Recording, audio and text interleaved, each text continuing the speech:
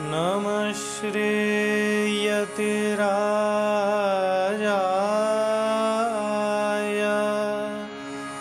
विवेकानन्दसूरये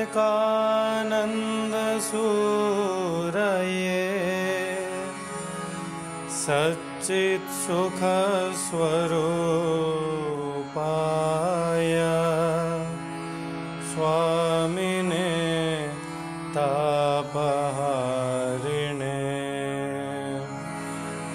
स्वामिने तापहारिणे।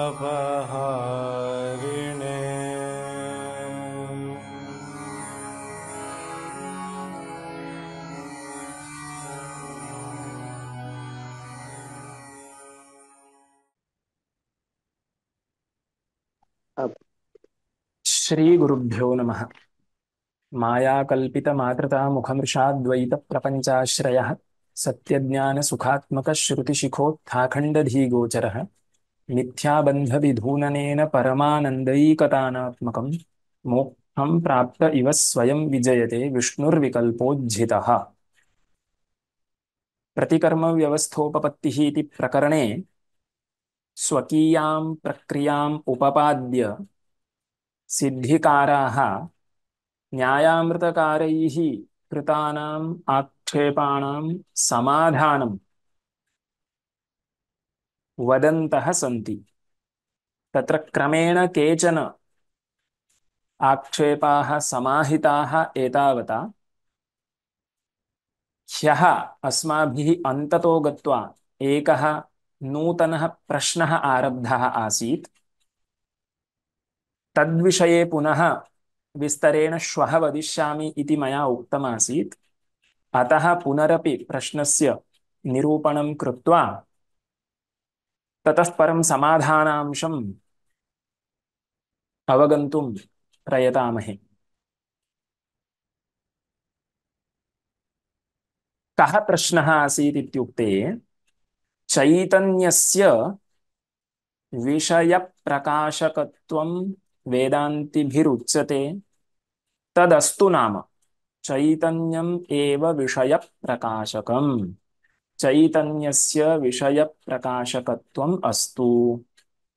तथापि अंतःकरणस्य चक्षुरादिद्वारा विषयदेशपर्यन्तं गमनं किमर्थं स्वीकर्तव्यम् इति प्रश्नो वर्तते। अंतःकरणस्य देहान्निर्गमनं नैव स्वीकर्तव्यम् अस्ति। चैतन्यस्य विषयप्रकाशकत्वं स्वीक्रियते चेदपि अंतःकरणस्य देहाद् बहिः निर्गमनं नैव कल्पनीयम् इति पूर्वपक्षिणाम् आशयः अस्ति। तदानीम् अवश्यं प्रश्नो भवति, परोक्षस्थले तावत् अंतःकरणस्य विषयदेशं प्रति गमनं नास्ति इति सम्यक्, किन्तु अपरोक्षस्थले अंतःकरणस्य विषयदेशं प्रति गमनम् अपेक्षितम्। अंतःकरणं विषयदेशं गत्वा विषयाकारेण परिणमते इति वक्तव्यं किल। यदि अंतःकरणस्य बहिर्निर्गमनमेव न कल्प्यम् इति पूर्वपक्षिणा उच्यते, तर्हि परोक्षस्य अपरोक्षवैलक्षण्यं कथं स्यात्। उभयत्रापि अंतःकरणवृत्तिः इहैव वर्तते। अंतःकरणस्य बहिर्निर्गमनं नास्ति चेत् परोक्षापरोक्षव्यवस्था कथं कर्तव्या इति मध्ये एका शंका जायते। पूर्वपक्षी अस्याः शंकायाः समाधानं करोति। अंतःकरणस्य देहान्निर्गतिम् अनभ्युपगम्यापि परोक्षवैलक्षण्यम् उपपादयितुं शक्यते। कथम् इत्युक्ते विषयस्य घटादेः यदा अपरोक्षचिदुपरागो भवति तदानीं विषयस्य अपरोक्षत्वम्। यदा विषयस्य अपरोक्षचिदुपरागो न भवति तदानीं विषयस्य परोक्षत्वम् इति भवतु। तदानीं पुनरपि शंका स्यात्, कदा विषयस्य अपरोक्षचिदुपरागो भवति, कदा विषयस्य अपरोक्षचिदुपरागो न भवति इत्यत्र का व्यवस्था? वृत्तेः बहिर्निर्गमनं मास्तु इति त्वया उक्तम्। तर्हि परोक्षवैलक्षण्यं कथम् उपपादनीयम् इत्युक्ते भवान् वदति यत्र विषयस्य अपरोक्षचिदुपरागो भवति तत्र विषयस्य अपरोक्षत्वं भवतु, यत्र तादृशः अपरोक्षचिदुपरागो नास्ति तत्र विषयस्य अपरोक्षत्वं मास्तु इति त्वया उच्यते। किन्तु इयं व्यवस्थापि कथम् उपपादनीया? कदा विषयस्य अभिव्यक्त अपरोक्षचिदुपरागो भवति इत्यत्र का व्यवस्था इत्युक्ते तत्रापि व्यवस्था कर्तुं शक्यते इति पूर्वपक्षी मन्यते। कथं व्यवस्था इत्युक्ते यदा अपरोक्षवृत्तेः तद्विषयाकारत्वं तदानीं विषयस्य अपरोक्षचिदुपरागः। ह्यः अपि मया इदमुक्तं विषयपदं परित्यज्य घटपदम् अहं स्वीकरोमि तदानीं किञ्चित् स्पष्टता भवति। यदा अपरोक्षवृत्तिः घटविषयिणी जायते तदानीं घटस्य अपरोक्षचिदुपरागो भवति इति स्वीक्रियताम्। इत्युक्ते यदा घटाकारावृत्तिर्जायते तदा घटस्य अपरोक्षचिदुपरागो भवतु। इदानीमपि एकः प्रश्नः, घटाकारा अपरोक्षवृत्तिर्यदा जायते तदानीं घटस्य चिदुपरागः, घटाकार परोक्षवृत्तिर्यदि जायते तर्हि घटस्य अपरोक्षचिदुपरागो न भवति। तर्हि कदा सा वृत्तिः परोक्षवृत्तिः, कदा सा वृत्तिः अपरोक्षवृत्तिः इत्यत्र का व्यवस्था इत्युक्ते तत्रापि व्यवस्था कर्तुं शक्यते। का व्यवस्था इत्युक्ते यदा इन्द्रियजन्या वृत्तिर्भवति तदानीं सा वृत्तिः अपरोक्षवृत्तिः। यदा घटेन्द्रिय सन्निकर्षजन्या घटाकारान्तःकरणवृत्तिः तदा सा घटाकारा वृत्तिः अपरोक्षवृत्तिरित्युच्यते। वृत्तौ परोक्षत्वं वा अपरोक्षत्वं वा कथं चिन्तनीयं? यदा वृत्तेः तत्सन्निकृष्ट इन्द्रियजन्यत्वं वर्तते तदानीं वृत्तेः अपरोक्षत्वं। तर्हि यदा घट इंद्रिय सन्निकर्षजन्या घटाकारान्तःकरणवृत्तिरुदेति तदानीं सा वृत्तिः अपरोक्षवृत्तिः। यदा घटविषयिणी अपरोक्षवृत्तिर्जायते तदानीं घटस्य अपरोक्षचिदुपरागो भवति तदानीं घटस्य अपरोक्षत्वं भवति। यदि वृत्तौ तत्सन्निकृष्टकरणजन्यत्वं नास्ति, यदि वृत्तिः घटेन्द्रिय सन्निकर्षजन्या न किन्तु अनुमानादि प्रमाणजन्या स्यात् तदानीं वृत्तेः परोक्षत्वमेव। तर्हि तत्स्थले घटस्यापि अपरोक्षचिदुपरागो न भवति। प्रभा इति व्यतिरेकदृष्टान्तः पूर्वपक्षिभिः उपन्यस्तः वर्तते। प्रभायाः अपि आवरण अभिभावकत्वं वर्तते, प्रभायाः आवरण निवर्तकत्वं वर्तते। यथा वृत्तेः अज्ञान निवर्तकत्वं स्वीक्रियते तत्र वेदान्तिभिः कः दृष्टान्तः उच्यते?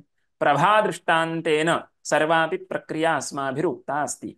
प्रभायाः विषय सन्निकृष्टायाः एव आवरण अभिभावकत्वं यथा तद्वत् वृत्तेः विषय सन्निकृष्टायाः एव आवरण अभिभावकत्वमिति वेदान्तिना स्वीकृतं। किन्तु पूर्वपक्षी वदति प्रभास्थले यादृशी स्थितिः वृत्तिस्थले सा न व्यवस्था अङ्गीकर्तव्या। प्रभायास्तु तथा दृष्टं। किं दृष्टं? प्रभा विषयेण सह संबद्धा चेदेव तत्रत्यं तमः नाशयति। अन्यत्र स्थितया प्रभया अंधकारमये प्रकोष्ठे स्थितस्य घटस्य भासः कर्तुं न शक्यते। तत्र प्रभायाः संयोगः विषयेण सह अपेक्षितः। किन्तु प्रकृते तथा मास्तु इति वेदान्तिना यदुक्तं प्रभायाः यथा विषय संश्लिष्टायाः एव आवरण अभिभावकत्वं तद्वद् वृत्तेरपि भवतु इति यदुक्तं तथा मास्तु इति वदति। वृत्तिस्तु अत्रैव तिष्ठति किन्तु कारणाधीनं तस्याः परोक्षत्वं वा अपरोक्षत्वं वा। यदि इन्द्रियजन्यत्वं वृत्तौ वर्तते तर्हि वृत्तेः अपरोक्षत्वं, यदि अनुमानादि परोक्ष प्रमाणजन्यत्वं वर्तते तर्हि वृत्तेः परोक्षत्वं। यदि घटविषयिणी अपरोक्षवृत्तिर्जायते तर्हि घटस्य अपरोक्षचिदुपरागो भवति, अतः घटस्य अपरोक्षत्वं व्यवहर्तुं शक्यते इति पूर्वपक्षो वर्तते। एकाम् एकम् अतिप्रसङ्गम् अपि पूर्वपक्षी आपादयति। यदि वृत्तेः विषयपर्यन्तं गमनं त्वया स्वीक्रियते तर्हि अतिप्रसङ्गोऽपि भवति।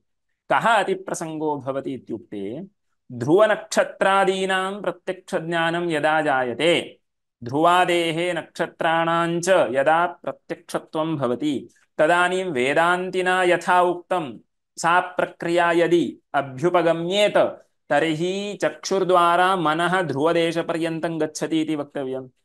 गच्छति इत्युक्ते प्रभादृष्टान्तेन दण्डायमानं मनः तत्र वर्तते इति वक्तव्यम्।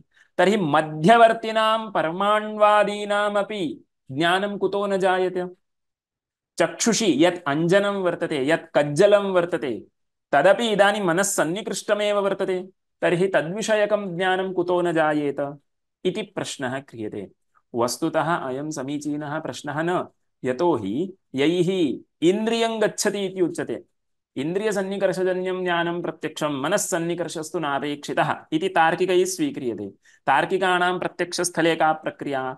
आत्मा मनसा संयुज्यते, मनः इन्द्रियेण, इन्द्रियमर्थेन ततः प्रत्यक्षम् इति तेषां प्रक्रिया।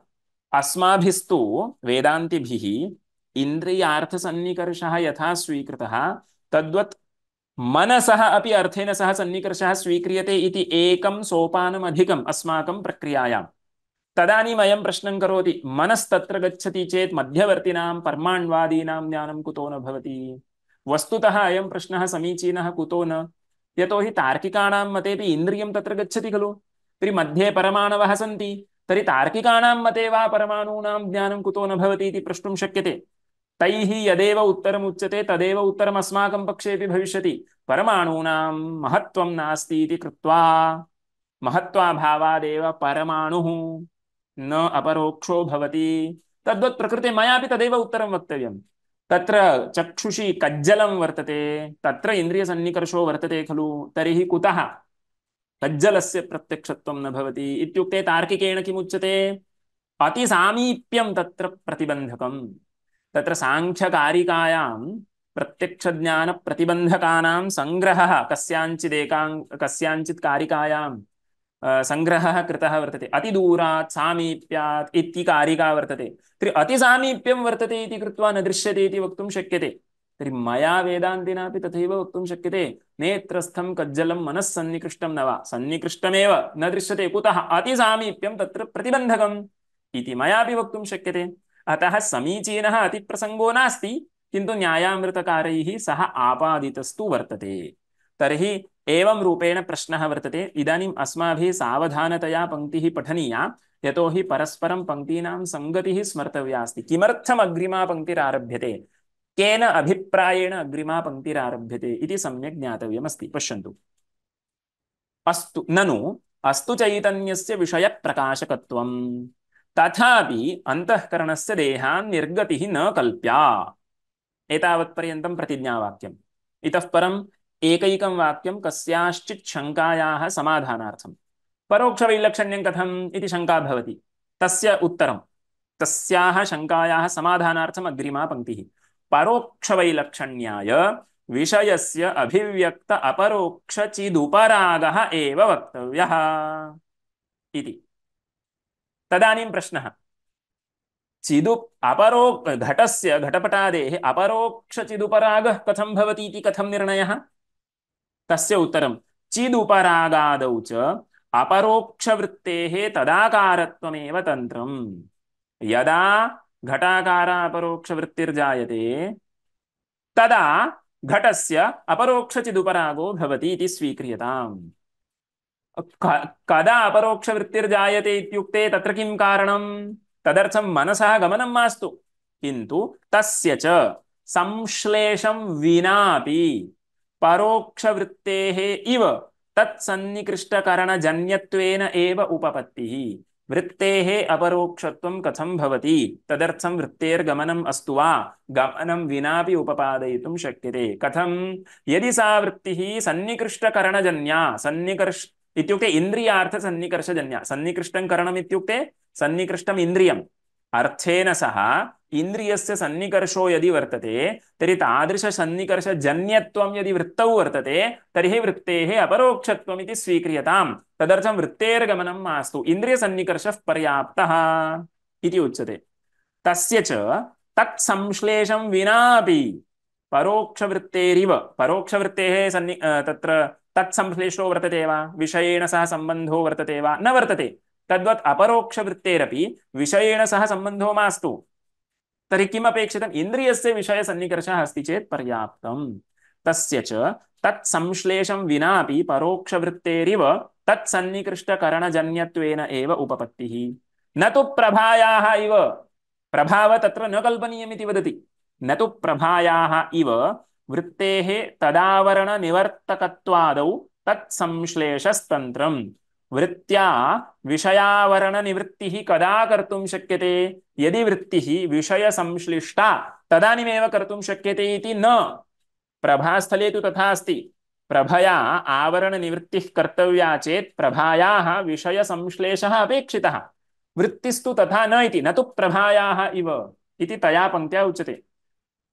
प्रभायाः यद्यपि विषयसंश्लिष्टायाः एव आवरणनिवर्तकत्वं वृत्तेः तथा न विषयं विषयेण सह संश्लेषं विनापि आवरणाभिभावकत्वं स्वीक्रियताम् इत्याशयः।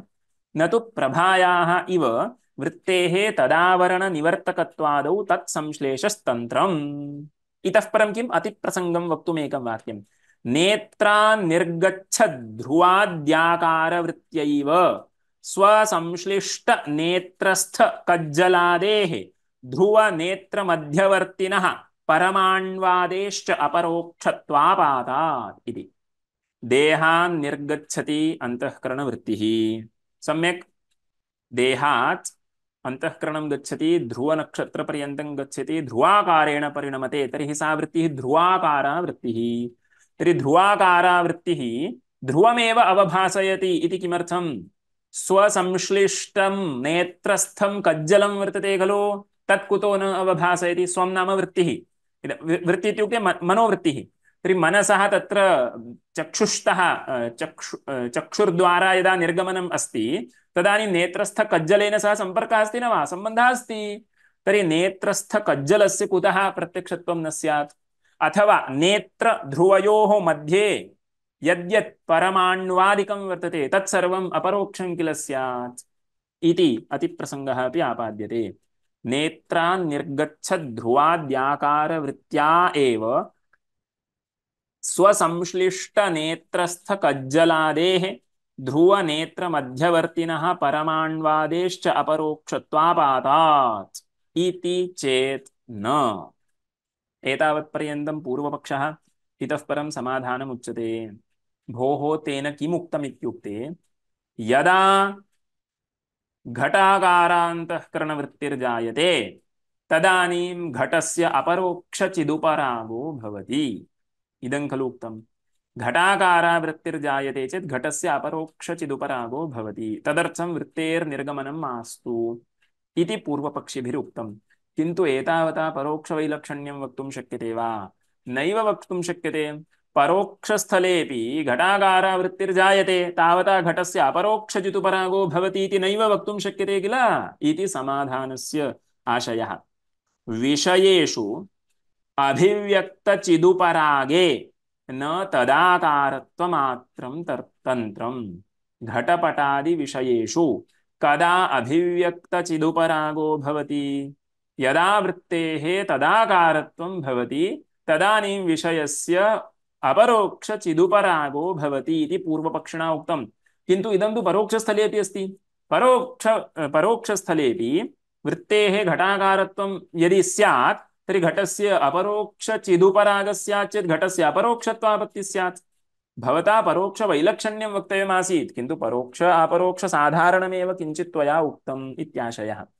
विषयेषु अभिव्यक्तचिदुपरागे न तदाकारत्वमात्रं तन्त्रं परोक्षस्थलेऽपि प्रसंगात् किन्तु तत्संश्लेषः तत्र वृत्तेर्गमनम् अपेक्षितमेव प्रभादृष्टान्तः समीचीनः एव प्रभायाः विषयसन्निकृष्टतेजस्त्वेन आवरण अभिभावकत्वदर्शनात् यथा प्रभायाः आवरण अभिभावकत्वं केन रूपेण विषयसन्निकृष्टतेजस्त्वेन केवलं तेजस्त्वेन इति न प्रभायां तेजस्त्वं वर्तते किन्तु तेजस्त्वम् अस्ति इत्येतावता आवरण अभिभावकत्वं वर्तते इति न प्रभा कदा आवरणस्य निवृत्तिं करोति प्रभायाः आवरण निवर्तकत्वं केन रूपेण सन्निकृष्टतेजस्त्वेन न केवलं तेजस्त्वेन तद्वत् प्रकृतेऽपि तैजसस्य मनसः अज्ञानरूप आवरण निवर्तकत्वं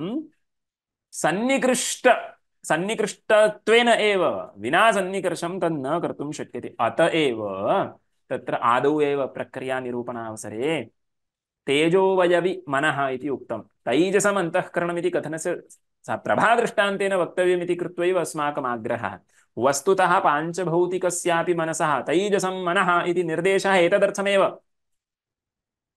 किं केन रूपेण अज्ञानरूप आवरण अभिभावकत्वं मनसः सन्निकृष्ट तैजसत्वेन रूपेण एव मनसः आवरण अभिभावकत्वं पश्यन्तु प्रभायाः विषय सन्निकृष्ट तेजस्त्वेन आवरण अभिभावकत्व दर्शनात् तैजसस्य मनसः अपि अज्ञानरूपं यत् आवरणं तस्य आवरणस्य अभिभवः कर्तव्यः चेत् तत् संश्लेषः आवश्यकः दूरे स्थित्वा प्रभा आवरणस्य निवृत्तिं कर्तुं शक्नोति वा न कर्तुं शक्नोति तत् संश्लेषः अपेक्षितः तद्वत् दूरे स्थित्वा वृत्तिः आवरणस्य निवृत्तिं कर्तुं न शक्नोति यस्तु अतिप्रसंगः त्वया आक्षिप्तः मध्यवर्तिनां ज्ञानं कुतो न भवति भोः सः प्रश्नः तव मतेऽपि तुल्यः केवलम् इन्द्रियसन्निकर्षः अपेक्षितः वृत्तेस्तत्र गमनं मास्तु इति येन तार्किकेण त्वया उच्यते तं प्रति अहं समानं प्रश्नं पृच्छामि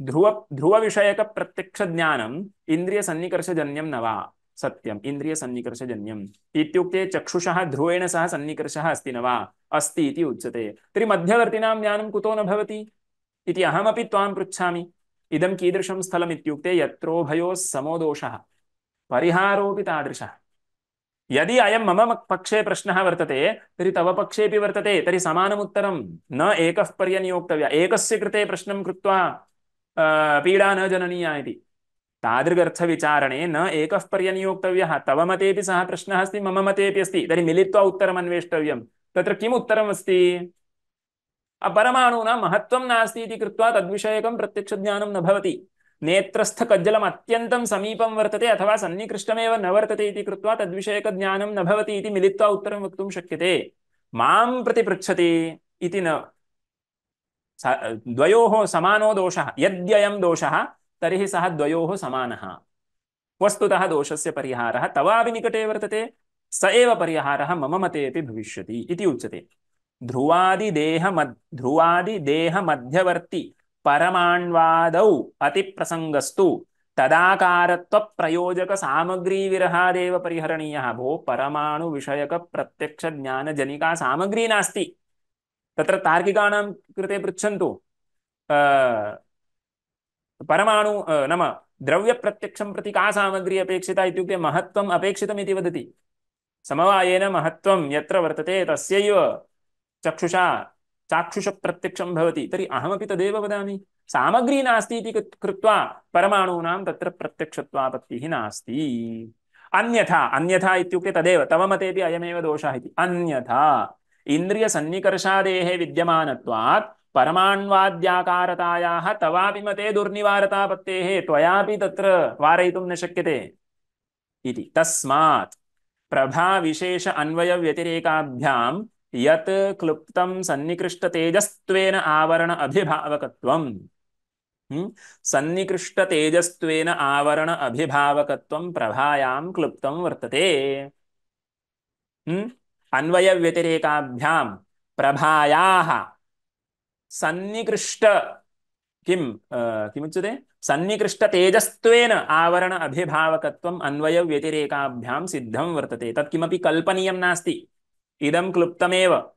प्रभासंश्लेषः पदार्थे वर्तते चेदेव तत्रत्यं तमः नश्यति। प्रभासंश्लेषो नास्ति चेत् तमः न नश्यति। तर्हि प्रभायाः आवरण अभिभावकत्वं केन रूपेण? सन्निकृष्टतेजस्त्वेन रूपेण एव इदं क्लुप्तं वर्तते। तस्मात् प्रभाविशेष, अत्र प्रभाविशेषः इत्युक्ते प्रथमप्रभाग्राह्य। प्रथमप्रभा इति कुतः स्वीकर्तव्यम् इत्युक्ते प्रथमया प्रभया एव तमोनिवृत्तिः क्रियते। द्वितीयक्षणे या प्रभा तत्र तमः एव नास्ति चेत् तया द्वितीयक्षणवृत्तिप्रभया कस्य निवृत्तिः क्रियते? तत् तमः नास्ति खलु। प्रथमक्षणे तमः आसीत्, तत् प्रथमप्रभया निवृत्तम्। इतः परं द्वितीयप्रभा भवतु, किन्तु तस्याः द्वितीयप्रभायाः, द्वितीयप्रभा इत्युक्ते द्वितीयक्षणवृत्तिप्रभा, तया तु तत्र आवरण अभिभवनं न क्रियते। अतः प्रभाविशेषः इत्युक्ते प्रथमप्रभा सर्वत्र ग्राह्या वर्तते। तस्मात् प्रभाविशेष अन्वयव्यतिरेकाभ्यां यत् क्लुप्तं सन्निकृष्टतेजस्त्वेन आवरण अभिभावकत्वं तस्य तदाकारत्वरूप विशेषापेक्षायामपि न त्यागः। इदं किमिति किञ्चित् ज्ञातव्यम्। सामान्य कार्यकारणभावः वर्तते चेत् विशेषकार्यकारणभावः मास्तु इति न वक्तुं शक्यते, अथवा विशेषकार्यकारणभावः वर्तते चेत् सामान्यकार्यकारणभावः मास्तु इति न वक्तुं शक्यते। इदम् एकं नैयायिकानां दृष्टान्तम् उक्त्वा तैः सिद्धिकारैः समर्थितं वर्तते। किं जातम् इत्युक्ते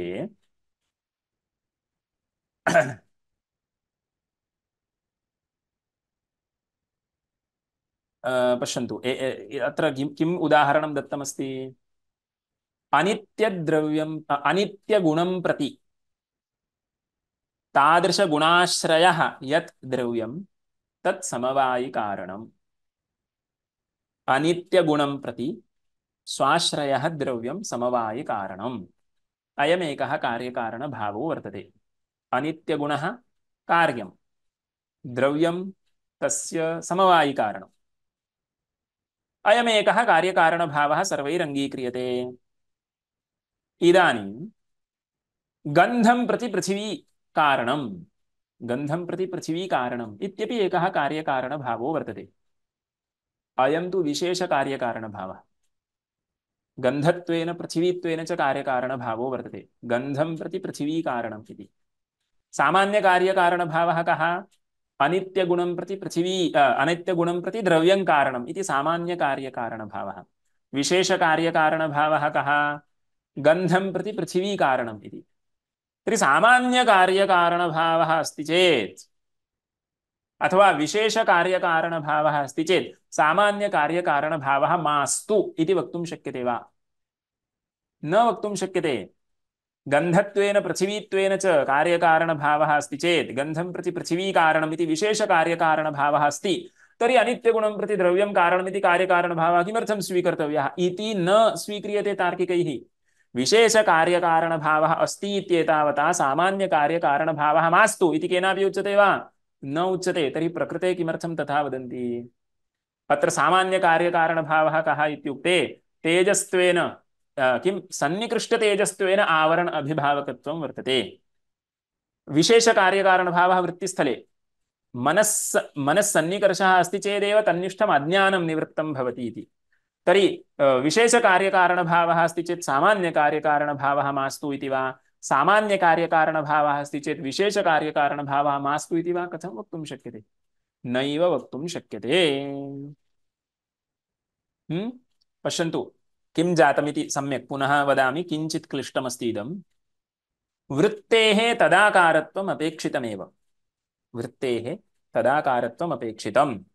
वृत्तिः घटाकारा चेदेव, वृत्तिः घटाकारा चेदेव घटविषयकस्य अज्ञानस्य निवृत्तिं करोति। अयं विशेषकार्यकारणभावः। वृत्तेस्तदाकारत्वं तद्विषयक अज्ञाननिवृत्तौ कारणम्। वृत्तेः तदाकारत्वं तद्विषयक अज्ञाननिवृत्तौ कारणम्। सम्यक्।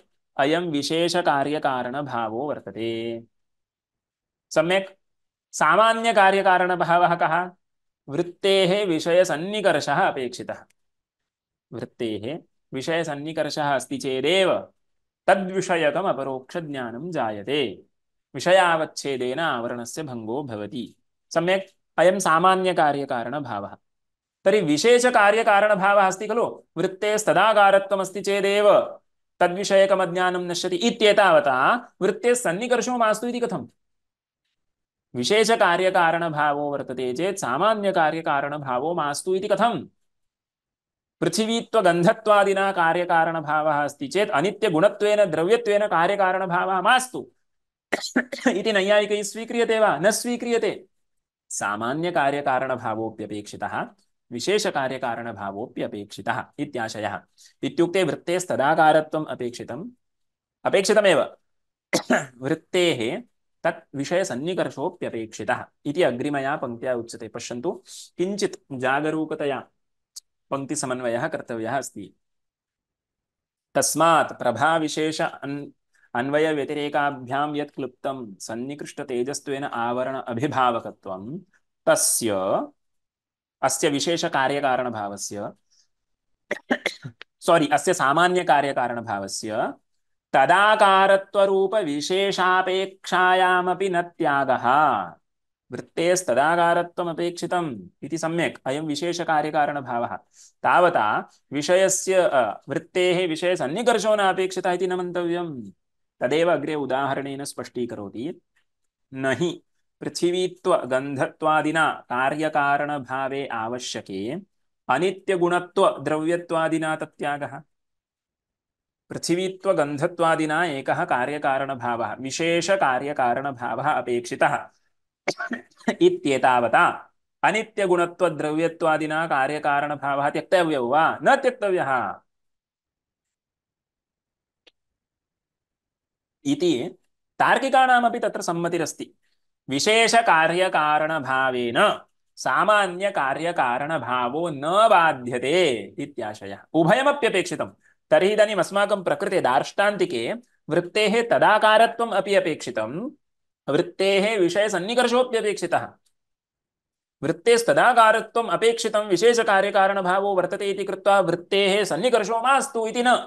विशेषकार्यकारणभावः अस्ति चेत् सामान्यकार्यकारणभावः नैव अपेक्षितः इति न।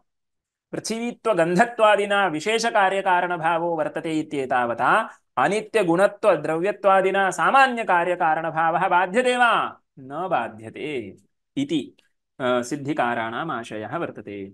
न हि पृथिवीत्वगन्धत्वादिना कार्यकारणभावे आवश्यके अनित्यगुणत्वद्रव्यत्वादिना तत्यागः इति जातं।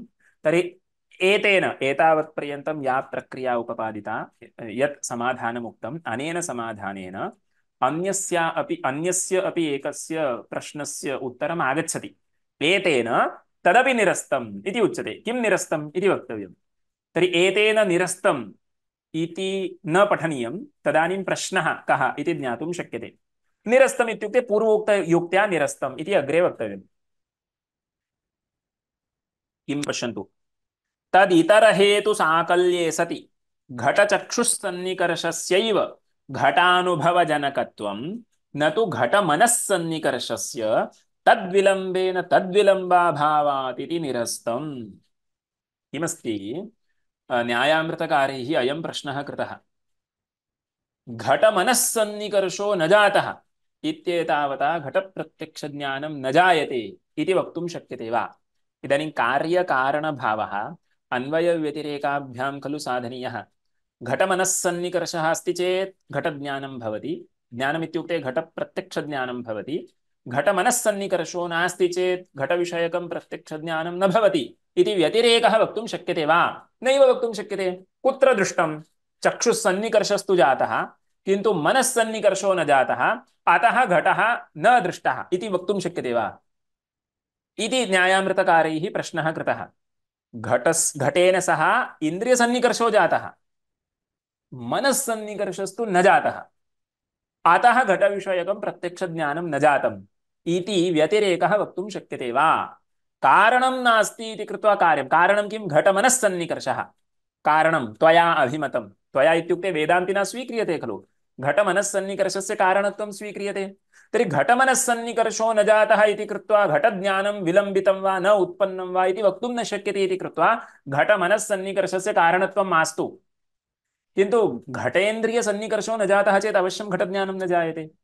तर्हि घटेन्द्रियसन्निकर्षस्तु अपेक्षितः, घटमनस्सन्निकर्षो मास्तु इति न्यायामृतकारेरुक्तं। तदधुना निरस्तम्। किमर्थमित्युक्ते घट इन्द्रियसन्निकर्षस्तु अपेक्षितः, घटमनस्सन्निकर्षोऽप्यपेक्षितः इत्यत्र अन्यत् कारणं वदामि। किमित्युक्ते इदम् अस्माकम् अपि अनुभवसिद्धं वर्तते, श्रुत्यापि उक्तमस्ति। बृहदारण्यके तादृशी श्रुतिः वर्तते। किं जातं, कश्चित् मार्गेण गच्छन्नासीत्, तत्पुरतः देवदत्तो गतः, अस्य चक्षुः उद्घाटितमेव आसीत्, किन्तु देवदत्तः एनं पृच्छति, भोः अहं तेनैव मार्गेण गतः, अहं तु त्वां दृष्टवान्, भवान् मां दृष्टवान् वा? चक्षुस्तु उद्घाटितमेव आसीत् तव। सम्यक् मार्गेण गच्छन् चक्षुः निमील्य कोऽपि गच्छति वा? चक्षुरुद्घाट्यैव गच्छति। तर्हि इन्द्रियसन्निकर्षः देवदत्तेन सह जातो वर्तते। तर्हि देवदत्तः तं पृच्छति, भवान् मां दृष्टवान् वा? सः उत्तरं वदति, अन्यत्र मनाः अभूवं नादर्शम् इति। अनेन किम् अवगम्यते? चक्षुस्सन्निकर्षः आसीत्, तथापि न दृष्टवान्। कुतः? अन्यत्र मनाः अभूवम्। कोऽर्थः? मनः अन्यत्र आसीत्, अतः तेन सह मनस्सन्निकर्षो न जातः। अस्तु, इदं मया न उक्तम्, इदं श्रुतौ वर्तते। अन्यत्र मनाः अभूवं नादर्शम्। अनेन किम् अवगम्यते? मनस्सन्निकर्षोऽप्यपेक्षितः। यतो हि अग्रिममेव वाक्यं, तस्यां श्रुतौ अग्रिममेव वाक्यं, मनसा ह्येव पश्यति मनसा ह्येव शृणोति इति। तर्हि मनस्सन्निकर्षः अपेक्षितः इति श्रुतेरभिप्रायो वर्तते। विशेषकार्यकारणभावो वर्तते इति कृत्वा सामान्यकार्यकारणभावो नास्ति इति न। इन्द्रियसन्निकर्षस्तु अपेक्षितः, मनस्सन्निकर्षोऽप्यपेक्षितः इति उच्यते। पश्यन्तु, अत एव इदमपि निरस्तं। किं निरस्तं? तदितरहेतुसाकल्ये सति अन्यानि सर्वाणि कारणानि सन्ति। घटचक्षुस्सन्निकर्षस्यैव घटानुभवजनकत्वं, न तु घटमनस्सन्निकर्षस्य। कुतः? तद्विलम्बेन तद्विलम्बाभावादिति। घटमनस्सन्निकर्षो नास्ति इति कृत्वा घटज्ञानं नोत्पन्नम् इति कुत्र दृष्टं? नैव दृष्टं। घट इन्द्रियसन्निकर्षः अस्ति चेत् घटिति ज्ञानं जायते। मनस्सन्निकर्षः कुत्र? मनस्सन्निकर्षो नास्ति इति कृत्वा ज्ञानं न उत्पन्नं, मनस्सन्निकर्षो जातः, अतः अधुना ज्ञानम् उत्पद्यते इति केवलं व्यतिरेकः नैव द्रष्टुं शक्यते। तर्हि व्यतिरेको नास्ति चेत् कथं मनस्सन्निकर्षस्य कारणत्वम् इति यत् न्यायामृतकारेरुक्तं तन्निरस्तं। कुतः? आवरणभङ्गे सन्निकृष्टतेजः कारणत्वावधारेण तस्यापि आवश्यकत्वात्। आवरणभङ्गः कर्तव्यः चेत् सन्निकृष्टतेजस् किं तेजस्सन्निकर्षः वा सन्निकृष्टतेजस्त्वेन वृत्तेः कारणत्वम् अपेक्षितम्। इदम् एतैः किमपि उक्तं, किन्तु वस्तुतः इदं श्रुतौ एव अस्ति। इदं स्मरन्तु, श्रुतौ एव तथा प्रयोगः अस्ति। अन्यत्र मनाः अभूवम् अतः नादर्शम् इति। चक्षुरासीदेव उद्घाटितं, चक्षुस्सन्निकर्षो जातः एव, किन्तु अहम् अन्यत्र मनाः अभूवम्, मम मनः अत्र नासीत्, मनस्सन्निकर्षो न जातः। अग्रे श्रुतिर्वदति, मनसा ह्येव पश्यति मनसा शृणोति इति। इदं जातम्। इतः परं पुनः कश्चित् साधारणः प्रश्नः। कः प्रश्नः इत्युक्ते, चक्षुः कथञ्चित् गोलकद्वारा चक्षुषः किञ्चित् गोलकं वर्तते, मनस्तु एतादृशगोलकद्वारा बहिर्गच्छति। तर्हि चाक्षुषप्रत्यक्षं सम्यक् त्वया उपपादयितुं शक्यते। स्पार्शनस्थले किम् इति प्रश्नः। स्पार्शनस्थले अन्तःकरणं केन द्वारेण गच्छति? चाक्षुषप्रत्यक्षस्थले अन्तःकरणं चक्षुर्द्वारा बहिर्गच्छति, विषयदेशपर्यन्तं गच्छति इति सम्यक् उपपादयितुं शक्यते। स्पार्शनप्रत्यक्षस्थले त्वगिन्द्रियस्य द्वारमेव नास्ति किल? स्पार्शनप्रत्यक्षस्थले त्वगिन्द्रियद्वारा मनः गच्छति इति वक्तव्यं, किन्तु कुत्र अस्ति द्वारम्? अत्र द्वारमस्ति, इतः मनः गच्छति, स्पार्शनप्रत्यक्षस्थले कथं गच्छति इति प्रश्नः। वस्तुतः किम् उत्तरं वस्तुतः वक्तव्यम् इत्युक्ते, स्पार्शनप्रत्यक्षस्थले विषयः अत्र आगच्छति, मनः अन्यत्र गच्छति वा? स्पार्शनप्रत्यक्षस्थले न गच्छति खलु। किन्तु इमां प्रक्रियाम् अज्ञात्वा पृच्छति गोलकमेव नास्ति मनः कुतः केन मार्गेण गच्छति इति। उत्तरं किं, यथा चक्षुषः किञ्चित् गोलकं वर्तते तद्वत् त्वगिन्द्रियस्यापि गोलकम् इत्युक्ते गोलकम् इति नापेक्षितं। गोलकम् इत्युक्ते तस्य आधारः। इदानीं नासाग्रवर्ती इति उच्यते। घ्राणेन्द्रियस्य स्थानं किं, नासाग्रवर्ती इत्यादि वर्तते खलु। तर्हि नासाग्रं तस्य स्थानं, तर्हि तदेव द्वारं, ततः मनः गच्छति। मनः सूक्ष्मं खलु। मनः स्थूलं द्रव्यं नास्ति, मनः सूक्ष्मशरीरस्य अवयवः खलु। तर्हि सूक्ष्मं तत् केनचित् द्वारेण गच्छेदित्येव। तत्र चक्षुषा गोलकं दृश्यते, त्वगिन्द्रियस्य गोलकं न दृश्यते इति तावदेव। त्वगिन्द्रियं तत्र चर्म, यत्र त्वगिन्द्रियम् अधिष्ठितं वर्तते तदधिष्ठानमेव द्वारं भवितुमर्हति। वस्तुतः स्पार्शनप्रत्यक्षस्थले मनसः विषयदेशपर्यन्तं गमनं नापेक्षितं, विषयस्यैव एतावत्पर्यन्तम् आगमनमस्ति चेत् पर्याप्तम् इति अस्ति। तर्हि अयं समीचीनः प्रश्नः न।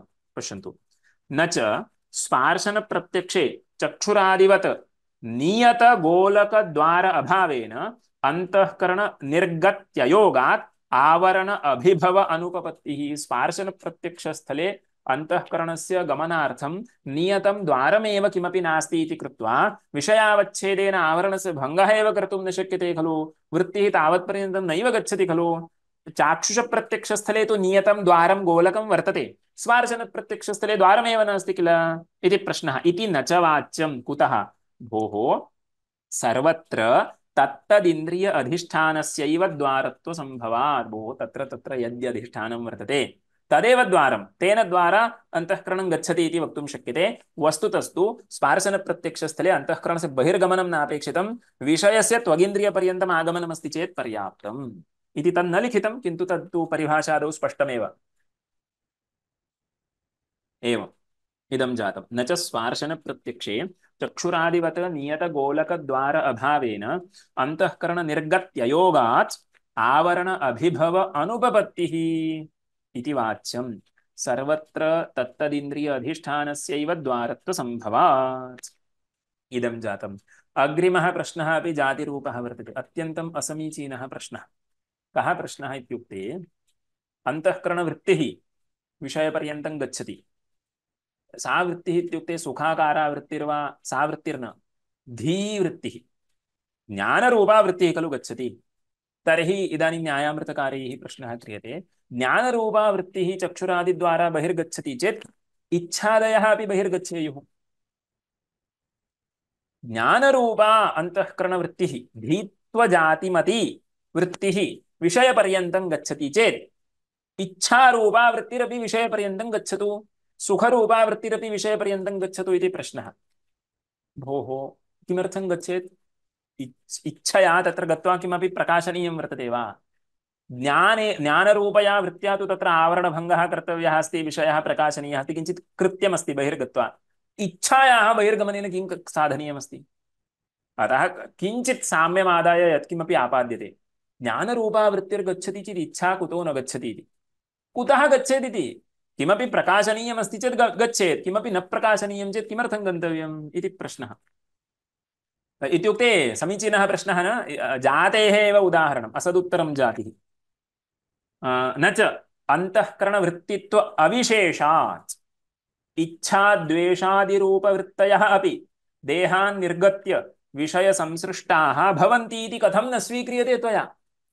ज्ञानरूपा वृत्तिः विषयसंसृष्टा भवति इति त्वया स्वीक्रियते, इच्छाद्वेषः एताः वृत्तयः तत्र विषयसंसृष्टाः भवन्ति इति कुतः न स्वीक्रियते इति प्रश्नः। इति न च वाच्यम्। आवरण अभिभावक तेजस्त्वस्य तत्प्रमापकस्य ज्ञानवत् तत्र अभावात्। भोः, तत्र गत्वा किमपि आवरणभङ्गः कर्तुं शक्यते वा? तत्र किमपि प्रकाशनीयमस्ति वा इच्छया? तन्नास्ति खलु। गत्वा किं कर्तव्यं तत्र? तर्हि अयं विचारः जातः। इदानीं प्रकारान्तरेण प्रश्नः किञ्चित् पुनः अत्र श्रद्धया श्रोतव्यमस्ति। किमित्युक्ते, एकक्षणं चालय। किं जातमित्युक्ते, उपदेश साहस्री वा इति कश्चित् ग्रन्थः वर्तते। उपदेशसाहस्री इति ग्रन्थो वर्तते। अनन्तरं वार्तिकं तु ज्ञायते एव, बृहदारण्यकवार्तिकं, तत्र तैत्तरीय उपनिषद्वार्तिकम् इति अन्यः कश्चित् ग्रन्थः सुरेश्वराचार्याणां वर्तते। उपदेशसाहस्री तु भगवत्पादानामेव इति प्रसिद्धिः। तत्र किं जातम् इत्युक्ते उभयग्रन्थेभ्यः एकमेकं वाक्यं स्वीकृत्य इदम् उचितं वा तदुचितं वा इति विकल्पः क्रियते। उभयत्रापि दोषः प्रदर्श्यते इति। पङ्क्तिं पठामि, तत्र पश्यन्तु। ननु घटप्रकाशकं चैतन्यम् उपदेशसाहस्र्यनुसारेण घटाकारधीस्थाचिद्वा परागर्थप्रमेयेषु इत्यादि वार्तिक उक्तरीत्या धी प्रतिबिंबित चैतन्याभेदाभिव्यक्त विषयाधिष्ठान चैतन्यं वा इति प्रश्नः अस्ति। आदौ अर्थः ज्ञातव्यः। तत्र उपदेशसाहस्र्याम् एकः श्लोको वर्तते। घटैकाकारधीस्थाचित् घटमेव अवभासयेत् इति उपदेशसाहस्र्यां वर्तते। इत्युक्ते घटाकार वृत्ति प्रतिफलित चैतन्यं घटस्य भासकम् इति। घटाकारा वृत्तिर्वर्तते, तस्यां वृत्तौ चैतन्यस्य प्रतिबिम्बो भवति। तादृश वृत्ति प्रतिबिम्बितं चैतन्यं घटस्य अवभासकम्। सम्यक् अवगम्यते? तर्हि वृत्ति प्रतिबिम्बित चैतन्यम् अवभासकम् इति आशयः। अस्माद् वाक्यात् एतावान् अर्थः पूर्वपक्षिणा स्वीकृतो वर्तते। अनन्तरम् एकं वार्तिकं वर्तते। किं वार्तिकं? परागर्थप्रमेयेषु या फलत्वेन सम्मता संवित् सा एव इह मेयोऽर्थः वेदान्तोक्ति प्रमाणतः। तत्र अग्रिमः अंशः अस्माकं नापेक्षितः।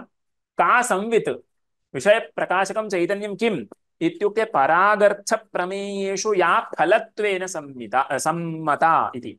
परागर्थः इत्युक्ते अनात्मा, प्रत्यक् तत्त्वम् इत्युक्ते आत्मतत्त्वं। परागर्थः सर्वोऽपि अनात्मा, आत्मभिन्नः सर्वोऽपि। परागर्थाः ये प्रमेयाः घटपटादयः शरीरमपि, तत्र फलत्वेन या सम्मता संवित्। इदानीं फलव्याप्यत्वम् इति भवद्भिः पदं श्रुतं स्यात्। दृश्यत्वहेतौ षोडा विकल्पाः कृताः। वृत्तिव्याप्यत्वं वा फलव्याप्यत्वं वा साधारणं वा कदाचित् कथञ्चित् इत्यादि षड्विकल्पाः कृताः खलु। तत्र फलव्याप्यत्वम् इति एकः पक्षः अस्ति। तत्र फलं नाम किम् इत्युक्ते विषयावच्छेदेन भग्नावरणकचैतन्यम् इति अस्ति। विषयावच्छेदेन यस्य चैतन्यस्य आवरणभङ्गो जातः तादृशं चैतन्यं फलम् इत्युच्यते। तस्मिन् फले यत् अध्यस्तं तत् फलव्याप्यम् इत्युच्यते। तर्हि परागर्थप्रमेयेषु या फलत्वेन सम्मता संवित् सा एव विषयस्य प्रकाशिका संवित्। तर्हि किमित्युक्ते वृत्तिप्रतिफलितचैतन्यस्य विषयावच्छिन्न चैतन्येन सह यदा अभेदो भवति तादृशं यच्चैतन्यम् इत्युक्ते प्रमाणचैतन्याभिन्न विषयचैतन्यं विषयप्रकाशकम् इति वार्तिकस्य अर्थो भवति।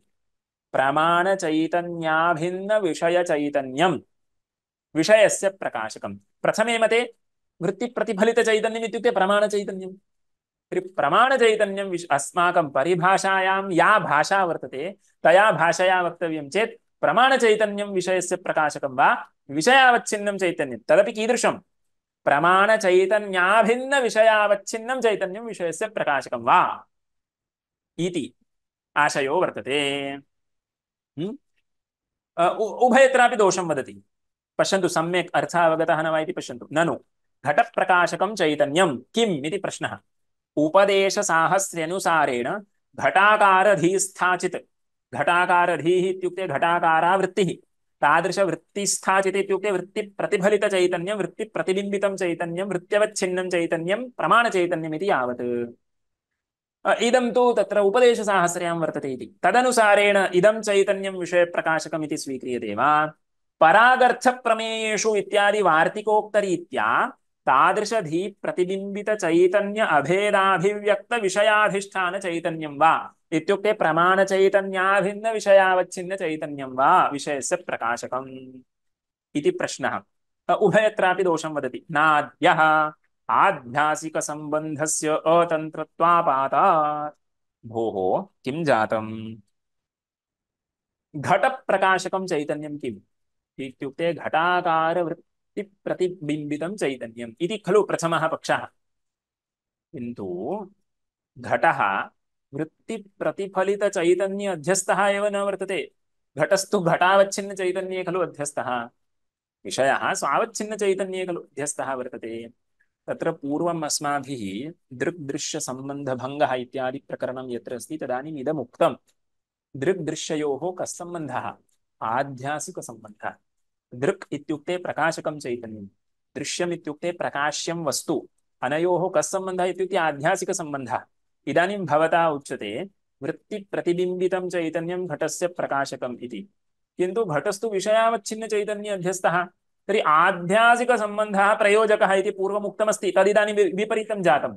यतोहि वृत्तिप्रतिबिम्बितचैतन्ये घटः न अध्यस्तः वर्तते, घटः विषयावच्छिन्न चैतन्य अध्यस्तः वर्तते, वृत्तिप्रतिफलितचैतन्ये सः न अध्यस्तः। तर्हि आध्यासिकसम्बन्धस्य प्रयोजकत्वम् इति यत् पूर्वं त्वया उक्तं तदिदानीं त्यक्तं भविष्यति।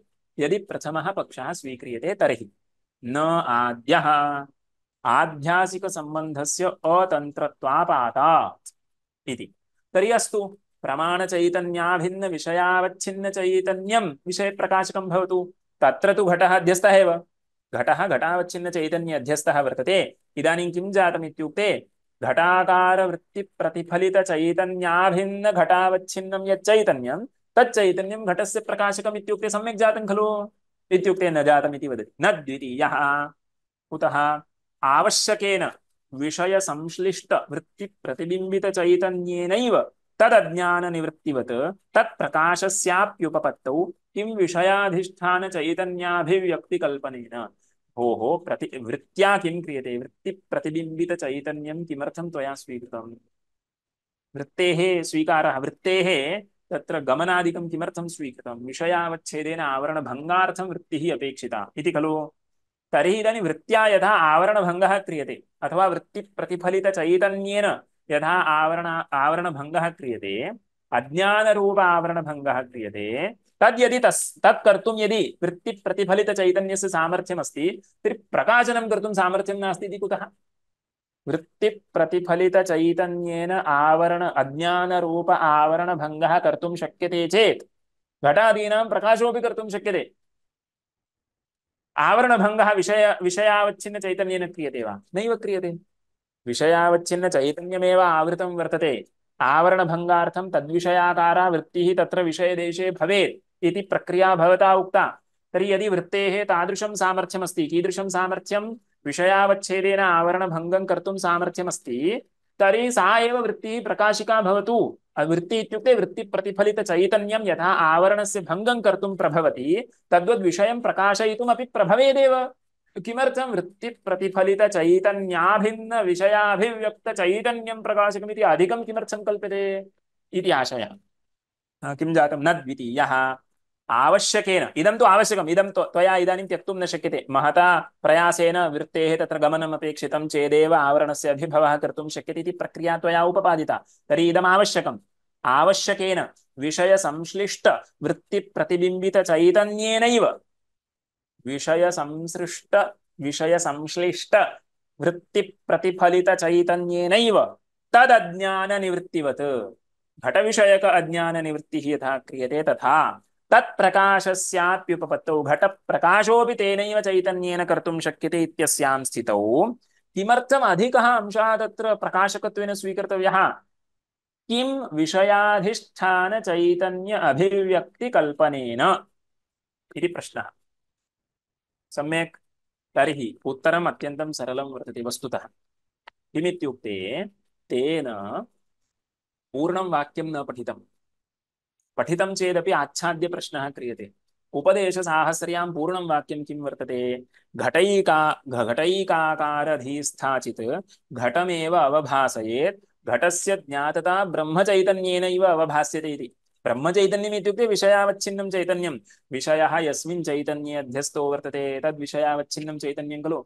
विषयः कुत्र अध्यस्तः? तस्य उपादानकारणं ब्रह्म खलु। तर्हि ब्रह्मणि अध्यस्तो वर्तते, तर्हि ब्रह्मचैतन्येन अवभास्यते इति तैरपि उक्तमेव, किन्तु तम् अंशम् आच्छाद्य प्रश्नः उपपादनीयः इति स्थितिः वर्तते। उत्तरं किं पश्यन्तु। प्रकाशकं तावत् अधिष्ठानचैतन्यम् इत्युक्ते विषयावच्छिन्नं चैतन्यं यत्र विषयः आध्यासिकतादात्म्यसम्बन्धेन वर्तते तदेव चैतन्यं। प्रकाशकं तावत् अधिष्ठानचैतन्यं। तच्च अध्यासेन विषयैः सह साक्षात् सम्बद्धं। विषयस्य अधिष्ठानचैतन्यस्य च साक्षात् सम्बन्धः अपेक्षितः। इदमस्माभिः अन्यत्रापि दृष्टमस्ति। प्रभा विषयं प्रकाशयति, तत्र प्रभायाः विषयेण सह साक्षात् सम्बन्धः अपेक्षितः। साक्षात् सम्बन्धो नास्ति चेत् किं परम्परा सम्बन्धेन प्रभा कञ्चित् विषयं प्रकाशयितुं शक्नोति वा? न, साक्षात् सम्बन्धः अपेक्षितः। तर्हि विषयस्य चैतन्येन सह साक्षात् सम्बन्धः अस्ति इत्युक्ते केन चैतन्येन सह? वृत्तिप्रतिफलितचैतन्येन सह साक्षात् सम्बन्धो नास्ति, किन्तु अधिष्ठानचैतन्येन सह एव साक्षात् सम्बन्धः अस्ति। पश्यन्तु, प्रकाशकं तावत् अधिष्ठानचैतन्यं, तच्च अध्यासेन विषयैः सह साक्षात् सम्बद्धम्। प्रकाशस्य च स्वयं भासमानस्य स्वसम्बद्ध सर्वावभासकत्वम् अपि क्लुप्तमेव। प्रकाशस्वरूपं यत् चैतन्यं तत् स्वसम्बद्धं सर्वं भासयति इत्यपि क्लुप्तमेव। एतदनभ्युपगमे कल्पनान्तरगौरवापत्तेः।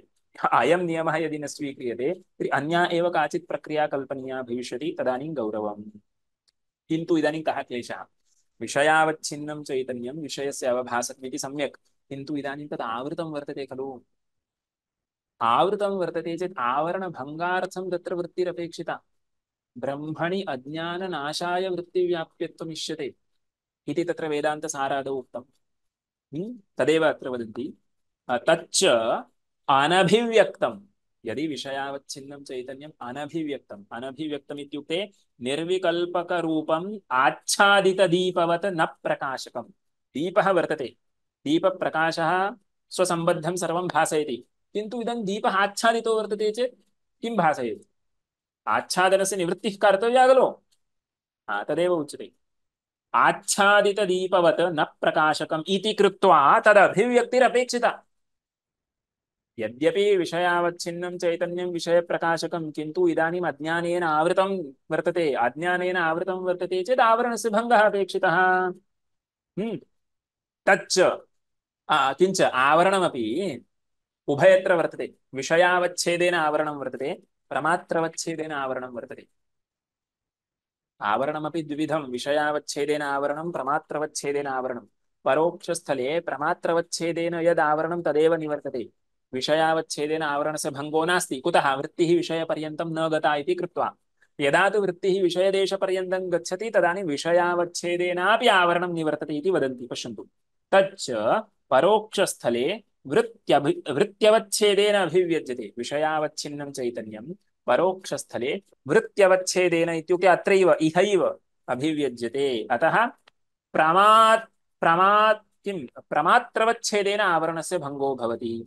अपरोक्षस्थले तु वृत्तिसम्पर्कात् आवरण अज्ञान अभिभवे विषये अभिव्यज्यते। केषुचित् पुस्तकेषु विषयः अभिव्यज्यते इति अस्ति, सः समीचीनः पाठः न। विषये अभिव्यज्यते, कुतः? वृत्तेः विषयपर्यन्तत्वात्। पश्यतु, प्रक्रिया एतावती एव। विषयावच्छेदेन आवरणभङ्गः वक्तव्यः चेत् तत्र वृत्तेः विषयपर्यन्तं गमनम् अपेक्षितम् इति। परोक्षस्थले वृत्तेर्विषयपर्यन्तं गमनमस्ति वा? नास्ति इति अग्रे उच्यते। न च परोक्षस्थलेपि एवं प्रसङ्गः, द्वार अभावेन अंतःकरण निर्गति अभावात्। परोक्षस्थले तु वृत्तेर्निर्गमनं नास्ति, द्वारमेव न, इन्द्रियसन्निकर्षो नास्ति खलु। तत्र एवं नियमः अस्ति, परतन्त्रं बहिर्मनः। मनः बहिर्विषयेषु परतन्त्रं वर्तते। अन्तः ये विषयाः तत्र स्वातन्त्र्यं वर्तते मनसः, किन्तु बाह्याः ये विषयाः घटपटादयः तत्र तु परतन्त्रं बहिर्मनः इत्येव। तर्हि यत्र इन्द्रियसन्निकर्षो वर्तते तत्रैव मनः गच्छति। इतः परम् अन्यः प्रश्नः, ननु वृत्तेः तदाकारत्वं नाम किम् इति। तदाकारवृत्तिरपेक्षिता, तदाकारवृत्तिरपेक्षिता इति उच्यते खलु।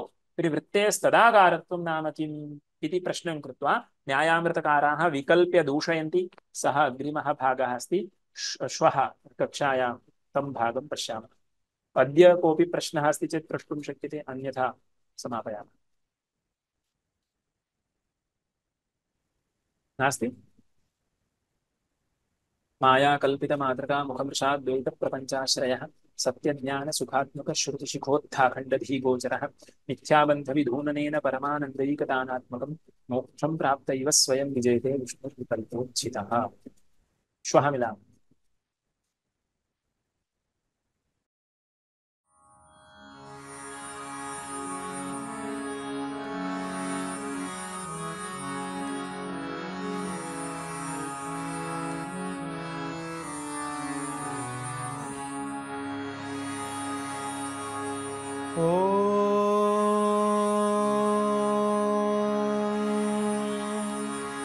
स्थापकाय च धर्मस्य सर्वधर्मस्वरूपिणे अवतारवरिष्ठाय रामकृष्णाय ते नमः। रामकृष्णाय ते नमः।